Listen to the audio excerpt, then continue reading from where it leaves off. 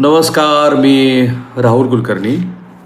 मी जेव्हा म्हणतो आहे की ज्या परीक्षेची अजिबात गरजच नव्हती, खास करून जे सेवेत असलेले शिक्षक आहेत, आणि आमची भूमिका ह्यापूर्वी आम्ही 2 वेळेला मांडली आहे. ज्यावेळेला भाऊसाहेब चास्करांनी एक परीक्षा ही शिक्षकांसाठी उत्तीर्ण झाल्यानंतर ते उत्तम शिक्षक आहेत असा निकष कसा काय असू शकतो, अशा पद्धतीचा प्रश्न त्यांनी विचारला होता. आणि त्या प्रश्नाच्या अनुषंगाने त्यांचा 10 मिनिटाचा व्हिडिओ जो विश्लेषणात्मक होता तो आता आमच्या प्लॅटफॉर्मवरती आहे. पण आपली सगळी यंत्रणा परीक्षा घेण्यामध्ये कशी अपयशी ठरते, माझ्या मते ती नालायक आहे इन द्या कॉन्टेक्स्टमध्ये.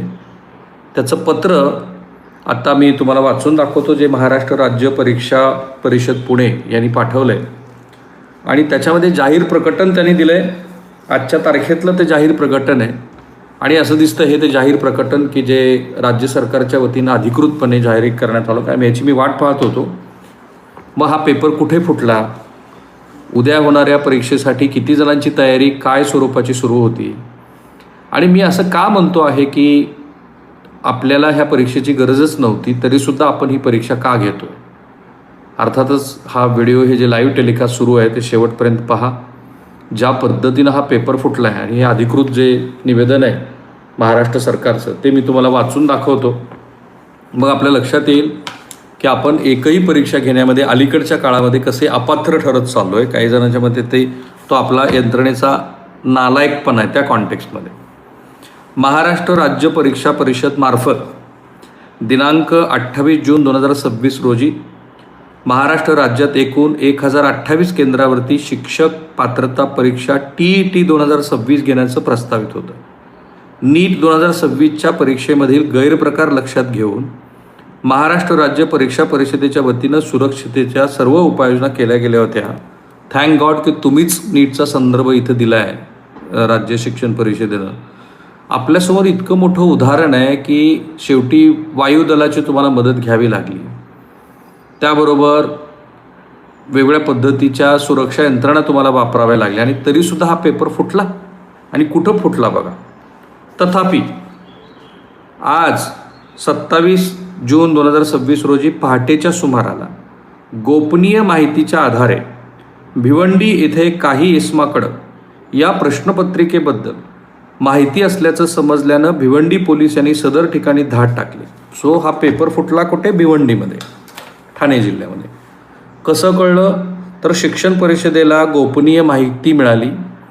ती माहिती त्यांना कळाल्यानंतर त्यांनी ती पोलिसाला कळवली आज पहाटे. उद्या पेपर आहे 28ला. सो आज पहाटे कळालेल्या माहितीच्या आधारावरती मग पोलीस ॲक्शन झाली आणि त्या पोलीस ॲक्शननंतर तपासणीसाठी महाराष्ट्र राज्य शिक्षण परिषदेच्या अधिकाऱ्यांना बोलून तातडीने पडताळणी केली असता सदर इस्माकडं शिक्षक पात्रता परीक्षा TET जून 2026 परीक्षेच्या प्रश्नपत्रिकेमधील काही प्रश्न समान असल्याचं आढळून आल्यानं भिवंडी पोलीस ठाण्यात गुन्हा नोंदवण्यात आला आहे. सेम नीट पॅटर्न. नीटमध्ये मोठेगावकर आणि टीमनी काय केलं होतं, त्यांनी किंवा तो कुलकर्णी, प्रल्हाद कुलकर्णी, त्या 3 मनीषा, त्यांनी ते मेमराईज केलं. मेमराईज करून त्यातले काही प्रश्न बाहेर लीक केले. TETच्या परीक्षेमध्ये पण भिवंडीमध्ये पेपरच लीक झाले. आणि मला आश्चर्य वाटतं की एकानंतर एक, म्हणजे मी तुम्हाला तर शेवटी ही आकडेवारी सांगेन की गेल्या 25 वर्षामध्ये, 10 वर्षामध्ये माफ करा, किती पेपर फुटले. आणि त्या अर्थाने परीक्षा घेण्यामध्ये आपली यंत्रणा कशी नालायक आहे. आणि मी असं का म्हणालो की ह्या परीक्षेची खरंच गरज नव्हती. राईट. सो पुढं सदर परिस्थितीला हे अधिकृत पहिलं पत्र महाराष्ट्रासमोर मी दाखवतो आहे आमच्या प्लॅटफॉर्मवरती. कुठल्याही माध्यमाकडे हे पत्र नाही आहे. मी याची वाट पाहत होतो. मला ज्या वेळेला तासाभरापूर्वी ही बातमी कळाली त्यावेळेला आम्ही त्याची पूर्ण पडताळणी करत होतो. कुठल्या पोलीस स्टेशनला कशा पद्धतीनं नोंदणी झाली आहे, कधी हा पेपर फुटला. Again I am telling you. तथापि आज दिनांक 27 जून 2026 रोजी पहाटेच्या सुमाराला गोपनीय माहितीच्या आधारे भिवंडी इथं काही इस्माकडं या प्रश्नपत्रिकेबद्दल माहिती असल्याचं समजल्यानं भिवंडी पोलीस यांनी सदर ठिकाणी धाड टाकली. मला गंमत वाटते की कुणी हा पेपर फोडला, त्याचं नाव नको घ्यायला. तर असं दिसतं आहे की यानंतर तपासणीसाठी पोलीस महाराष्ट्र राज्य परीक्षा परिषदेच्या अधिकाऱ्याला त्यांनी बोलून घेतलं पोलिसांनी. आणि मग या इस्माकडं शिक्षक पात्रता परीक्षा TET जून 2026 परीक्षेच्या प्रश्नपत्रिकेतील काही प्रश्न समान असल्याचं आढळून आलं. उद्या पेपर आहे सकाळी आणि आज तुमच्यावरती नामुष्की ओढावते की तुम्हाला पेपर रद्द करावा लागतो. How hopeless we are. एक परीक्षा नीट घेऊ शकत नाही आपण, कमाल आहे. सदर परिस्थिती लक्षात घेता दिनांक 28 जून 2026 रोजी आयोजित करण्यात आलेली शिक्षक पात्रता परीक्षा पुढं ढकलण्यात येत आहे. कोणत्याही परिस्थितीत परीक्षा पूर्ण पारदर्शकपणेच व्हावी हा परीक्षा परिषदेचा आग्रह असल्याने व याबाबत सखोल चौकशी होणे गरजेचं वाटल्याने ही परीक्षा पुढं ढकलण्यात येत आहे. शिक्षक पात्रता परीक्षेबद्दल अद्ययावत माहिती महाराष्ट्र राज्य परिषदेच्या वेबसाईटवरती उपलब्ध करून देण्यात येईल. किती लोक परीक्षा देणार होते बघा. परीक्षा देणार होते 6,01,025, माफ करा 6,01,125. परीक्षा केंद्र होती 1,028. खरं तर ती वाढवण्यात आली तसं दिसते, कारण त्याच्याशी संबंधित असलेले जे अधिकारी आहेत त्यांच्याशी मी मगाशी फोनवर संपर्क साधण्याचा प्रयत्न केला. I was unable to connect with him, but whenever we got a chance we will certainly focus on this. CCTV लावले होते 1,87,017, माफ सॉरी 18,717. सो असं दिसतं आहे की ही परीक्षा रद्द करण्याची नामुष्की महाराष्ट्र सरकारवरती आली आहे आणि याच्यातनं असं दिसतं आहे की मुळामध्ये ही परीक्षा घेण्याची खरोखर गरज होती का. 6,01,25 शिक्षक यासाठी परीक्षा देत आहेत. ज्यांना नव्याने शासकीय सेवेमध्ये जायचं आहे तर त्यांच्यासाठीची तुम्ही पात्रता तपासणं मी समजू शकतो. मला भाऊसाहेब चासकरांचा मुद्दा पटतो. का तुम्ही ह्या परीक्षेचा आग्रह करत आहात?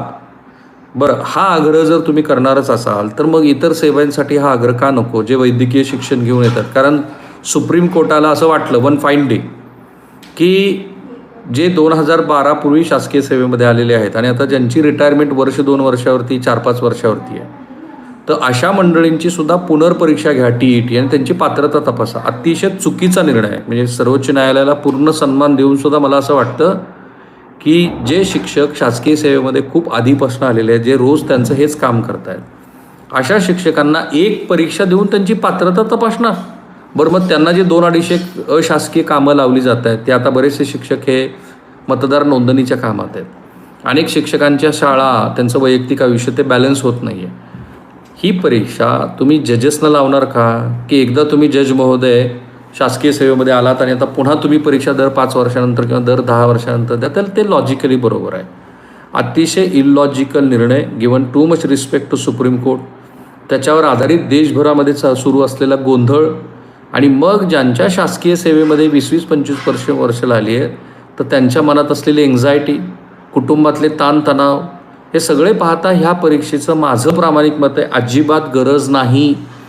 जे TETला परीक्षा देऊन जे शासकीय सेवेमध्ये येऊ शकतात, I completely agree with them की त्यांनी ती परीक्षा द्यावी. पण जे शासकीय सेवेमध्ये वर्षानुवर्ष आहेत, जे शिक्षक म्हणून काम करतात, त्यांच्यासाठी केवळ एकच एक ही अशा पद्धतीची पात्रता परीक्षा हा त्यांच्या शासकीय सेवेचा नियम असूच शकत नाही. पण त्याच्यानंतर पण आपण ज्या पद्धतीने ज्या क्वांटममध्ये परीक्षा घेतो आहे त्याच्यात असं दिसतं आहे की ह्या परीक्षेमध्ये ती घेण्यामध्ये आपण कमी पडतो आहे. आपण त्या अर्थाने नालायक आहोत की आपण ह्या व्यवस्था, म्हणजे मी कुठल्या एका व्यक्तिविशेषबद्दल बोलत नाही, मी यंत्रणेच्या अपयशाबद्दल बोलतो. CBSEमध्ये घोळ, नीटमध्ये महाघोळ आणि आता परीक्षा घेण्यामध्ये CETमध्ये घोळ. आपण हे नाही करू शकत आहे. त्याचं कारण आहे की आता आपल्याला असं दिसतं आहे की ह्या यंत्रणातली जी एन्झायटी आहे ह्या शिक्षकांच्या संदर्भातली, तर ती तुम्हाला ह्या अशा पद्धतीच्या चुकीच्या कृत्याकडेच वळवू शकते. कारण ह्या एका परीक्षेचा निकष तुम्ही त्यांच्या शासकीय सेवेशी लावला, ॲब्सोल्युटली रॉंग. तर माझ्या मते त्याची गरज नव्हती. सरकारनं खरं तर सुप्रीम कोर्टामध्ये जाऊन किंवा एखादा अमेंडमेंट करून जे शासकीय सेवेमध्ये आहेत त्यांना ह्याची गरज नाही असं म्हटलं असतं तर त्या परीक्षा घेण्याच्या आता इतके 6,01,125 इतका गरजच नाही आहे याची.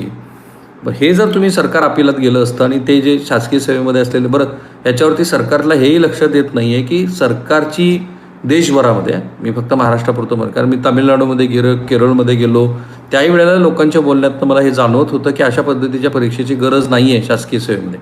पण आत्ताची ह्या क्षणाची सगळ्यात मोठी बातमी, आज पहाटे भिवंडी इथे उद्या होणाऱ्या शिक्षक पात्रता परीक्षेचा पेपर फुटला आहे.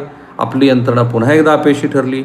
काही प्रश्न हे त्या ठिकाणी आढळून आले आणि त्याच्यानंतर मग आता यंत्रणेनं हा पेपर, आणि त्यांचा हा निर्णय अतिशय योग्य आहे, ते असं म्हणतात की सदर परिस्थिती लक्षात घेता 28 जून 2026 रोजी आयोजित करण्यात आलेली शिक्षक पात्रता परीक्षा TET पुढे ढकलण्यात येत आहे. कोणत्याही परिस्थितीत परीक्षा पूर्ण पारदर्शकपणेच व्हावी ही परीक्षा परिषदेचा आमचा आग्रह आहे आणि याबाबत सखोल चौकशी होणं गरजेचं असल्यानं ही परीक्षा पुढे ढकलत आहोत. त्या इस्माचं नाव त्यांनी तपास सुरू असल्यामुळे बहुधा दिलं नसेल, पण असं दिसतं आहे की पुन्हा एकदा आपलं सरकार परीक्षा घेण्यामध्ये अपयशी ठरले. म्हणून मी म्हटलं की ज्या परीक्षेची गरजच नव्हती ती परीक्षा तुम्ही का घेतली. सो थांबूया आपण इथे. माझा प्रयत्न असतो अधिकृत जोपर्यंत माहिती येत नाही तोपर्यंत आणि जी माहिती तपासावरती परिणाम करत नाही तोपर्यंतची माहिती तुम्हाला द्यावी, जी मी तुमच्यापर्यंत दिली. आता तुम्ही हा जो व्हिडिओ आहे तो महाराष्ट्राच्या घरोघरी जाऊ द्या आणि त्या ठिकाणी तो पोहोचवा जिथं पोहोचणं तो गरजेचं आहे. Have a nice day. आपलं ह्या सगळ्या प्रकरणावरती पूर्ण लक्ष असणार आहे. थँक्यू.